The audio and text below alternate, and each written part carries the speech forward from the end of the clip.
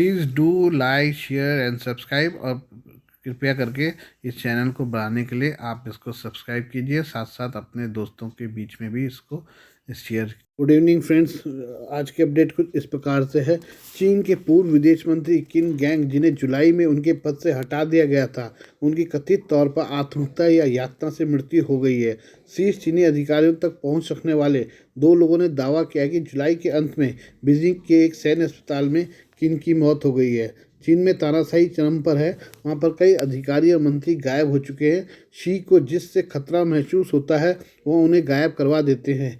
चीन के पूर्व विदेश मंत्री किन गैंग के गायब होने के बाद चीन के पूर्व रक्षा मंत्री ली शांगफू के साथ कई और हाई प्रोफाइल ऑफिशियल्स गायब हो चुके हैं। किन गैंग को लेकर कई बार चीनी सरकार पर आरोप लगा कि उन्हें मरवा डाला गया है। किन गैंग पर अमेरिका की जासूसी करने का भी आरोप लगाया गया था। अब यह पुष्टि की जा रही कि टार्चर करके किन गैंग को मार डाला गया है और इसे सुसाइड का मुखौटा पहना दिया गया है। आखिर इनकी मौत कैसे हुई उसे लेकर अभी कुछ भी साफ नहीं है।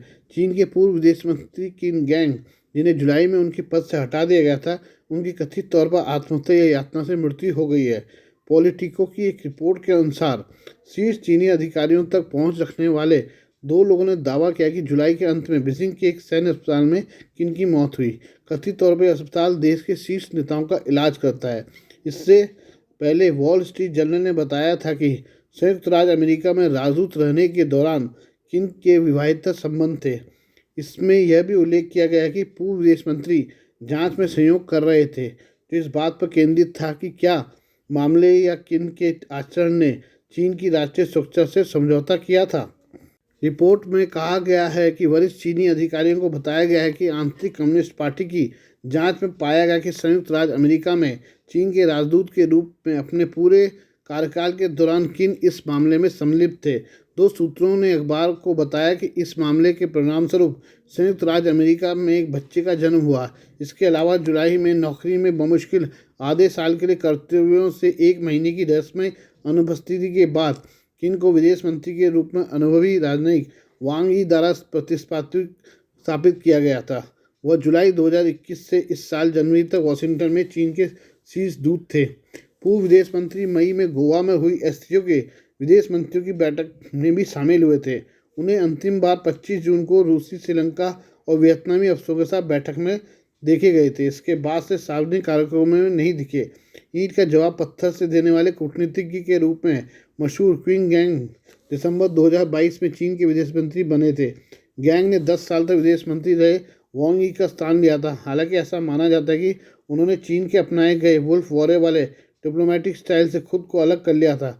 इसकी वजह कम्युनिस्ट सरकार के नेतृत्व से उनकी नाराजगी है। आइए अब हम छत्तीसगढ़ के नए मुख्यमंत्री विष्णुदेव साय के बारे में बात करें। छत्तीसगढ़ के नए मुख्यमंत्री के चेहरे से पर्दा हट गया है। विष्णुदेव साय प्रदेश के नए मुख्यमंत्री होंगे। इससे पहले रायपुर स्थित भाजपा के प्रदेश कार्यालय में विधायक दल की काफ़ी लंबी बैठक चली। भाजपा के पर्यवेक्षक अर्जुन मुंडा, सर्बानंद सोनोवाल और दुष्यंत गौतम की रायपुर में नवनिर्वाचित विधायकों के साथ बैठक की, जिसमें विष्णुदेव साय के नाम पर मुहर लगी। विष्णुदेव साय कुनकुरी विधानसभा क्षेत्र से विधायक हैं। साय ने 25,541 वोटों के अंतर से कांग्रेस प्रत्याशी यूडी मिंज को हराया है। वे आदिवासी समाज के बड़े नेता माने जाते हैं। छत्तीसगढ़ के नए सीएम विष्णुदेव का प्रदेश में बड़ा नाम है। वे आदिवासी समाज के बड़े नेता माने जाते हैं। विष्णुदेव साय 4 बार सांसद, 2 बार विधायक, केंद्रीय राज्य मंत्री और 2 बार के प्रदेश अध्यक्ष भी रह चुके हैं।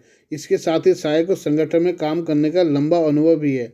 साल 2023 में विधानसभा चुनाव में उन्होंने कुनकुरी सीट से जीत हासिल की है। सियासी गलियारों में पहले से ही चर्चा थी कि विष्णुदेव साय मुख्यमंत्री पद का चेहरा हो सकते हैं, क्योंकि विष्णुदेव साय साफ छवि के नेता के रूप में भी जाने जाते हैं। वहीं प्रदेश अध्यक्ष के पद से हटाए जाने के बाद भी वे पार्टी से लगातार जुड़े रहे। आइए अब हम पाकिस्तान के पूर्व प्रधानमंत्री नवाज शरीफ के बारे में बात करें। पाकिस्तान के पूर्व प्रधानमंत्री नवाज शरीफ ने 1999 में हुए कारगिल युद्ध प्लान का बड़ा खुलासा किया है। उनका कहना है कि वह कारगिल हमले के पक्ष में नहीं थे। वह नहीं चाहते थे कि पाकिस्तान की फ़ौज भारत पर हमला करे। नवाज ने बताया कि कारगिल योजना का विरोध करने के कारण दिवंगत जनरल परवेज मुशर्रफ ने 1999 में उन्हें सरकार से हटा दिया था। पाकिस्तान के पूर्व प्रधान ने भारत समेत अन्य पड़ोसी देशों के साथ अच्छे संबंधों के महत्व पर भी प्रकाश डाला। उन्होंने सवाल किया कि समय से पहले उन्हें प्रधानमंत्री के पद से क्यों हटाया गया। इसके अलावा उन्होंने पीएम मोदी और दिवंगत प्रधानमंत्री अटल बिहारी वाजपेयी के पाकिस्तान आने का जिक्र किया। उन्होंने कहा, हमने हर मोर्चे पर अच्छा कार्य किया। प्रधानमंत्री के मेरे कार्यकाल के दौरान भारत के 2 प्रधानमंत्रियों ने पाकिस्तान का दौरा किया। नरेंद्र मोदी साहब और अटल बिहारी वाजपेयी साहब लाहौर आए थे। नवाज शरीफ ने भारत व अन्य पड़ोसी देशों के साथ संबंधों में सुधार पर जोर दिया। उन्होंने कहा, भारत, अफगानिस्तान और ईरान के साथ हमें अपने संबंध बेहतर करने होंगे। हमें चीन के साथ और मजबूत संबंध बनाने की जरूरत है। पूर्व प्रधानमंत्री ने अफसोस जताया कि पाकिस्तान आर्थिक वृद्धि के मामले में अपने पड़ोसी देशों से पीछे छूट गया है। शरीफ अगले साल 8 फरवरी को होने वाले आम चुनाव के लिए पार्टी के टिकट देने के लिए रोजाना बैठकें कर रहे हैं। आइए अब हम उनके पब्लिक डिस्कोर्स को सुने, वो क्या कह रहे हैं। में लड़ाई नहीं होनी चाहिए थी, इसलिए निकाल दिया, इसलिए निकाला है। हम सही थे, आज वक्त साबित कर रहा है कि हम सही थे, हमने सही काम किया था, वो फैसला भी हमारा सही था। और हम अपना मुल्क के लिए, जब मुल्क की बात आती है तो पाकिस्तान की सलामती की बात आती है, पाकिस्तान की इज्जत की बात आती है, वकार को बुलंद करने की बात आती है, हम पीछे नहीं हटते। हमने आगे बढ़ के एटमी धमाके भी किए, चाहे वो दुनिया को पसंद आए या नहीं आए, लेकिन पाकिस्तान तो अल्लाह के फजलो करम से मजबूत हो गया और महफूज हो गया। आज किसी की जरूरत नहीं है कि वो खुदा ना खास्ता आपके ऊपर चढ़ दौड़े या आपको मैली आंख से देखे।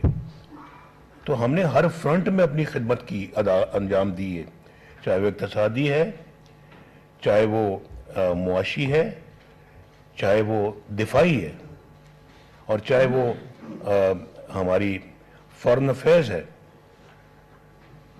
हमारे दौर में इंडिया के 2 वज़ीर आज़म यहाँ पाकिस्तान तशरीफ़ लाए, मोदी साहब और वाजपेयी साहब।